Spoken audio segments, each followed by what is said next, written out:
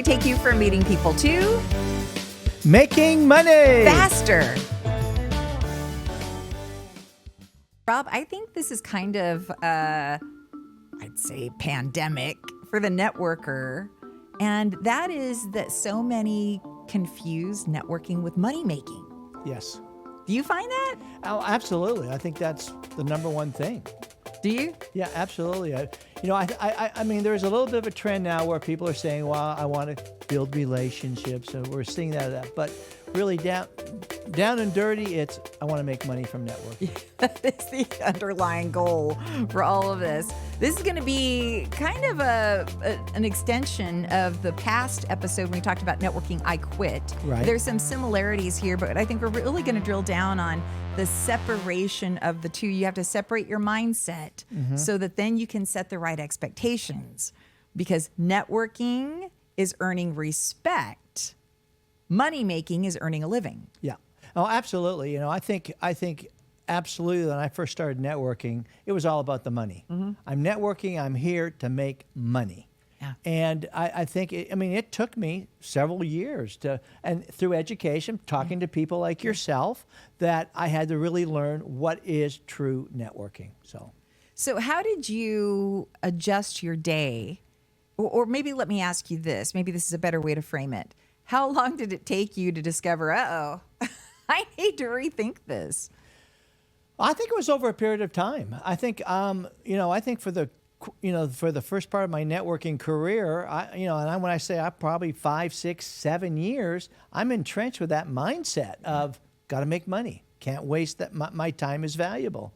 And I think, again, it's just when you do something consistently, hang out with the right people that will have a good influence over time. But I would say it was a good 2-3 year plus period. Was it? Yeah, for me, I would say looking back, probably about a 2-year period. And husband and I, so this is important. If you're networking, work on a budget. You need to take a look at what you're spending, right? Both in time and money. Right. So that was the first thing we started taking a look at our networking budget book. Right. I was like, wow, I'm spending a lot of money at blah, blah, blah. And even more important to me was where I was spending that time. Right. And it ended up being like morning meetings. So that's where a lot of the networking things were happening. For me, I can't do that. So I work with employee groups. And so that Tuesday through Thursday, 8 to 3 is my gold hour. So that's what I had to figure out. Okay, when are my money making hours? Then where can I fit the networking in around that? Because networking shouldn't be the money making or what happens. Right. What happens if Rob walks into an event and your mindset is, I have to make money here tonight. I need to pay rent. Right. Right. What happens to the people you're meeting at that event? You're going to turn people off, and then you're going to develop a negative attitude because you were looking for the wrong thing. You're disappointed, and you're going to quit. That's right. You're setting the expectations all wrong. Right. Exactly. All wrong. And we all get that you have to make money, right? We're business owners too. And sometimes I confuse the two. Sometimes I let one bleed too much into my money making time. So this is a great time of year, since we're still in January, we're moving in through Q1, to take a look at your schedule. Like, take a look at that schedule and say, when do I have to make money? Like, what are the money-making hours? When are decision makers available? When do I typically have whatever those meetings are that net you money, that are part of your business? And then you piecemeal networking around it. Absolutely. Don't do the other way around, where networking comes first, and then you're trying to catch up with your clients. Right. Yeah. I think it's all, and we've touched this factor several times in our past podcasts about accountability, about working your scorecard, having a purpose, and those things that this is, like you said, this is the month to kind of bring that back, put your plan together so that you don't waste time and set the expectations in the wrong way. So how do you manage your day, your week, your month, your calendar? How do you differentiate one versus the other so one doesn't cannibalize or Pac-Man? Network doesn't Pac-Man your money-making hours to death.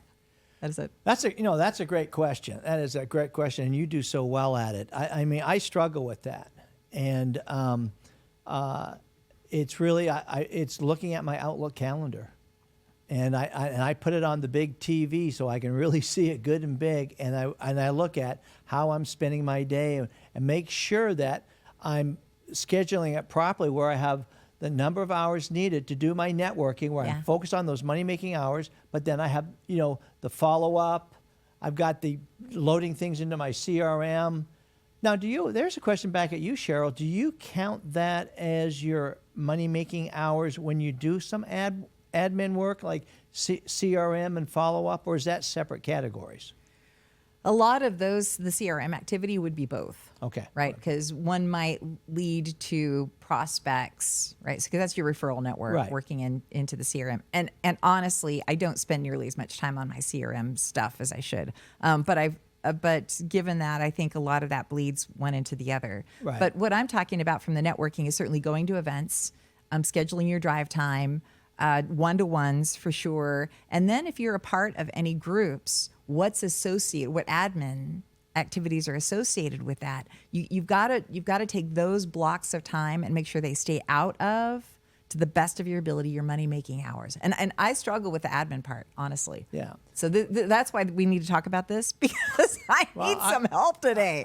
And I was just talking to this with John, our new business development manager, because he was asking the same thing of, hey, you got me doing all this admin stuff and you got me doing this, when can I go out and make money? Yeah. And so that's when we brought out the Outlook calendar. And the other thing too is list kind of the scope of your duties in your job.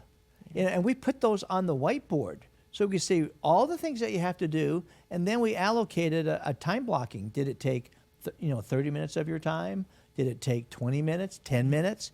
But it really was a great exercise where we found out that he thought he was completely overwhelmed, but when we wrote everything down, it was 5 hours and a half. Yeah. So we had another 2.5 hours. Yeah. Sometimes it can feel like it because we do waste time on other things that aren't that important. And I am an offender for sure. So here's one of the things that I have done, and this helps me, at least from an eyeballs on my calendar standpoint, see where I'm wasting time.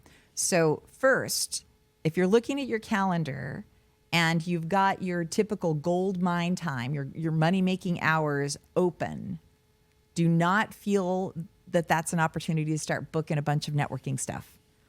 Buckle down, and I'm really working on this week, as a matter of fact, as we speak, because I had a couple of days open that I typically don't have open, and I'm like, people are like, can we do a one-to-one? No.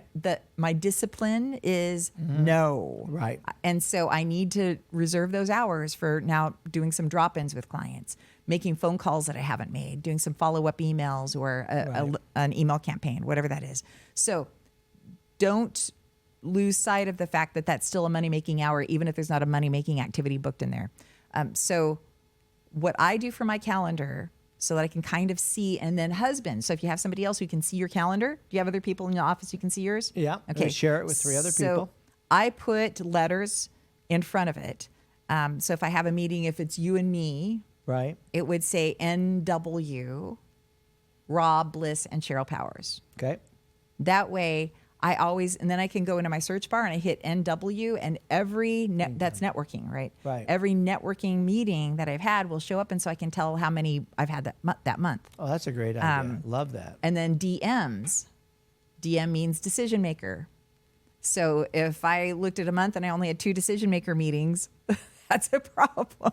If I'm kind of far behind, that's why. Right. EE stands for me. It's an employee enrollment. So figure out, so I put that in front of Will Workshops, WW. That way I can see how much activity I have versus networking versus productive activity. Mm-hmm. Does that make sense? Oh, I love that idea. Matter of fact, I made a note right here on the history, so you can just put in, like you say, DM, and it'll give you, what I'm coaching on, and what I do every day is I do a list my success stories of the day. So that's kind of one of the very last things I do of the day. Because I want to talk to the people where I had a one-on-one with, and I need to do some follow-up with them, where I had a prospect call me. Yeah. So it's right there. So if I let 3 days sort of go by, I always go back to the beginning of the week and say, did I follow up on these success stories? Good. So- But you block time outside time. of your money-making Yeah, hours, yeah. right? So that's one of the things you can't. So money-making hours, not the same as networking hours. And I had all these one-to-ones I hadn't followed up with, right? I had been backed up by 6 weeks going through the holidays and then coming out into January. So over the weekend, I just had to sit my happy self down and I bet it was about 3 hours of just sending them out. And typically I wouldn't want to do that over the weekend, but I just had to.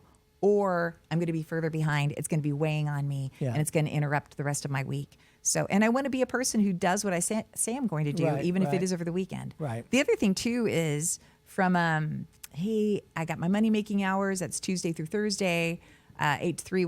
We'll just use that as the money making hour time. And I didn't get this networking thing done.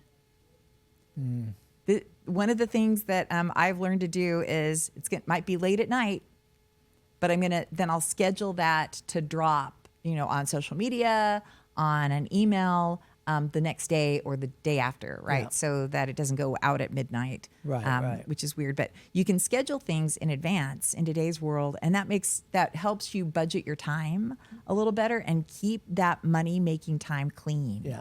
Or you're going to be like emailing us going, Rob and Cheryl, I hate networking because I can't make it's eating all my money up. Yeah. It will if you're not disciplined.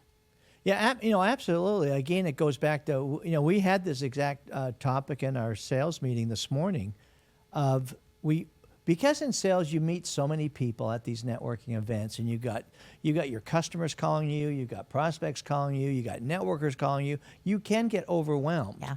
And it can throw you off. But that's where, again, the discipline that you're saying is you've got to go by your calendar, and if you time block it, it's going to at least ease some of the pain. Yeah. And here's another great tip that I have learned from other people, and that's don't take that call. If it's money making hours and I see their name come up, I'm like, I'm not taking your call. So I'll text back and say, hey, please text and let's schedule a time. But I don't, am I just curmudgeonly like that? But I think, man, if you're in today's world, you have to really be courteous to people's time. And I would prefer to somebody text me and say, hey, Cheryl, are you available in 10 minutes? Right. And if I am, yay. Yeah. But otherwise I'll say, hey, let's find a time and let's keep it out of money making hours. Yeah. So Yeah, absolutely. And I think, I think a lot of people get caught in that trap. They have an 8 to 5 job where, at 5, you can still be calling decision makers at 5 o'clock at night. And I think you've got to spend that 5 to 6 time on the admin and that type of thing. So I think I encourage a lot of people out there. I think 8 to 5 time, especially for highly successful salespeople, it doesn't exist anymore. You've got to put that extra hour in. yeah, and I was really thinking about some of the authors that I've met through this last year. We've met a lot of authors who, they're entrepreneurs, they're running their own business, Right. they've got their own time and family, and they're still writing books. And I'm like, how do they do that? The way they do it is the discipline of saying, hey, I time blocked this 2 hours on Monday. That's the time I don't do whatever it is that I make money at. So that's that 2 hours. And I sit down and I write. Right. You have to force yourself to do the things. This is a great little ism that I learned. Successful people do what others don't want to do. Yeah. Yeah. Successful people do what they don't even want to do. Like I have to, if I want to be successful, I'm going to have to do more of the things that I don't want to do because it's the right thing to do. Absolutely. I love Right. that. Is that- Love that quote. So there we go. I just wanted to, I felt like this is a good piggyback on top of the networking I quit because Yeah. we're trying to keep people from quitting. Don't Right. quit. Just budget better, time block, color code your calendar, and use those little codes at the beginning of the meeting. I love that tip. You gonna do it? And I'm putting stars right by both of those because I do so much scrolling that it'd be easy just to go into the search bar and then pull that DM up and then it lists them all. So that's brilliant. I love it. Yeah. And again, it's just to encourage people what Cheryl has stated throughout: discipline yourself. Do it. So I'm super excited. Don't forget, Connect Fest Mastermind at the meeting place on 226, because I am going to, with Jason Perret's help, we're going to do a whole networking toolbox with a lot of these tools to help you budget time and money. Oh, that's gonna. Along with some really cool AI apps that are free no or low charge. All right. So 226, 10 to 1:30 right here at the meeting place. We will see you there. And hey, Here we go. to keeping networking out of our money-making hours. Yes. Cheers, Bucky. Cheers. See you next week.